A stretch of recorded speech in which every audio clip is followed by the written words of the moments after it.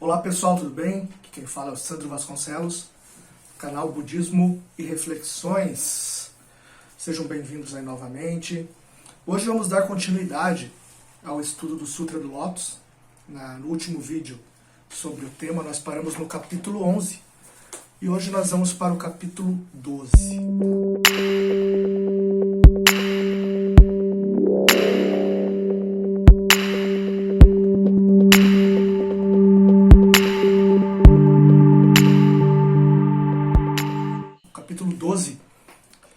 Ele é dividido em 3 partes.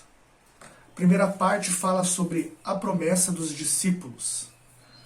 Então, aqueles bodhisattvas, né, que estavam na assembleia com o Buda, bem como os monges e outros discípulos, então eles prometem ali dar continuidade à pregação do Sutra do Lótus. Por que o Sutra do Lótus?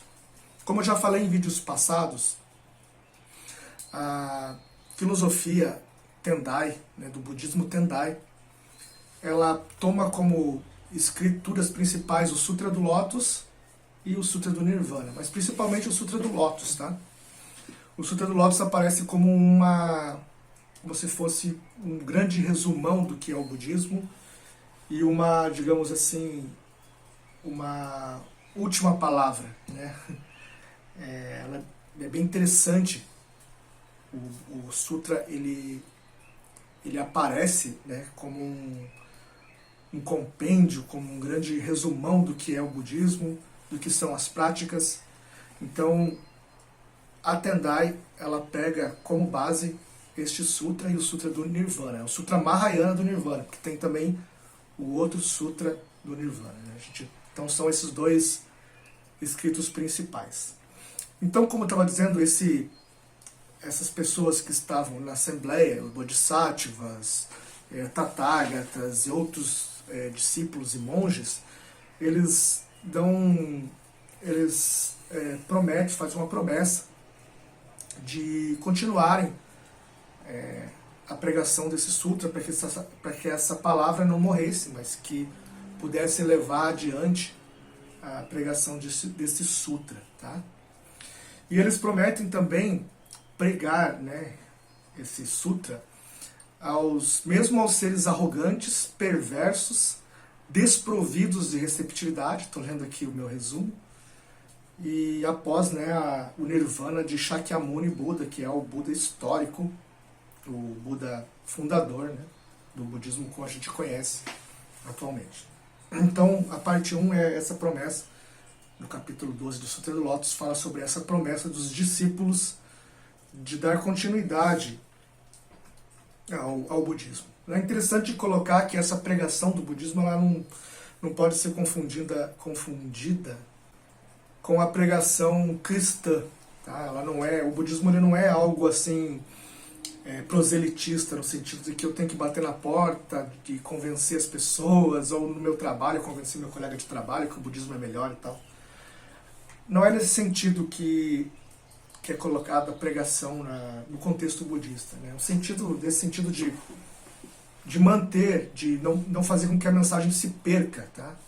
Então, trazer para as novas gerações a disponibilidade desse material, a disponibilidade do Dharma, para que as pessoas que tenham, né, o interesse com o Dharma, elas possam se voltar a ele e ter, né, se beneficiar, né, dessa mensagem. E daí por que ele fala mesmo aos seres mais arrogantes, perversos e desprovidos de receptividade? Tá? Porque, digamos que por compaixão, nós percebemos que são essas pessoas as que mais sofrem. Tá? Então, são elas que mais precisam do Dharma. Então, não faz sentido pregar para quem já vive o Dharma, no caso, né? E como é feita essa pregação, também já foi falado em vídeos anteriores. O Sutra do Lótus ele fala, né, que o Dharma ele deve ser pregado de acordo com a capacidade da pessoa, tá? Até é colocado, né, que cada planta recebe a sua quantidade de água de acordo com a sua necessidade e tal. Então não é assim aquela pregação fechada, né, como se fosse no cristianismo um pacote fechado, assim. Ele é, por exemplo, assim, uma pessoa que é muito ansiosa, experimente dar uma meditada, relaxar sua mente de vez em quando, entendeu? É uma coisa assim paulatina, tá? É uma coisa que vai de grau em grau crescendo de acordo com a necessidade, de acordo com a inteligência da pessoa, de acordo com a sua disposição, com seus limites, etc. Então é isso. A parte 2 fala sobre novos pré-anúncios, tá? Então, ao longo de todo o Sutra, Buda faz anúncios de que fulano vai se tornar um Buda, ciclano vai se tornar um Bodhisattva e tal, né? Lembrando que Bodhisattvas são seres que vivem por compaixão e fazem voto de defender os seres vivos, tá? Então, o Buda fala ali, né, nessa parte 2, lendo aqui, né, o meu resumo, que a sua tia, né, a tia do Buda fundador, o Buda Shakyamuni, vai se tornar um Buda também, que significa de olhar amável para com todos os seres. Tá um significado de um nome em sânscrito complicado, que tem esse significado. Esses anúncios de se tornar um Buda, o Buda é um ser iluminado, tá? É um ser que enxerga a realidade como ela é, nua e crua, sem ilusões, tá? E que vive a compaixão e a sabedoria de forma plena. O Bodhisattva, né, tem aquele sentido de defesa dos seres, como eu já falei, só para poder diferenciar, né, o que é um Bodhisattva do Buda. São apenas formas de descrever como aquele ser vai, qual é a função daquele ser, né? Então não é uma coisa assim, digamos, Bodhisattva não é Buda não é Bodhisattva, sabe? Eu penso assim que você pode ser um Bodhisattva e um Buda, ou, sei lá, de acordo com a tua capacidade, você pode se manifestar de uma forma ou de outra, ou de acordo com a situação, ser um Bodhisattva, na outra situação ser um Buda, etc. Então ele diz que a tia vai se tornar um Buda, e uma monja lá, que também fazia parte, Yashodaha, né, ele fala que ela vai se tornar também um Buda, com um nome sânscrito, é longo e complicado, de significado estandarte, cheio de 100 mil raios de luz. Então, após esses pré-anúncios, essas mulheres prestam culto ao Buda e homenageiam o Dharma, né, a todos os seres, a fim de lhes trazer alívio. Então o Dharma ele vem como uma forma de trazer alívio às pessoas, né, trazer bem-estar às pessoas. Então o Buda faz esse anúncio aí para a tia dele e por mais uma monja. Isso na parte 2 do capítulo 12, né, que nós estamos falando do Sutra do Lótus. A parte 3, Buda fala sobre suportar o vitupério. Tá? Então, os bodhisattvas que estavam ali naquela assembleia, eles dizem que vai haver um tempo, né, uma espécie de previsão apocalíptica aqui. Né? Não vou entrar em méritos da semelhança, não é uma previsão de fim do mundo ou coisa assim, mas é uma coisa que no budismo a gente entende como fases. Tá?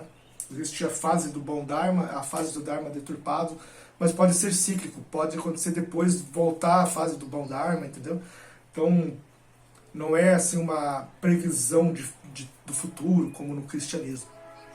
Mas então é dito que vai haver um tempo, a degeneração do Dharma, quando os monges heréticos enganarão as pessoas e caluniarão os seguidores da verdade.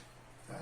Então vai haver um tempo de deturpação, de uso de um falso Dharma, ou de uma aparência do Dharma apenas, para enganar as pessoas e, sei lá, extorquir as pessoas, ou massificar as pessoas, controlar, mas não trazer a libertação, né, que o Dharma promete, digamos assim. Tá?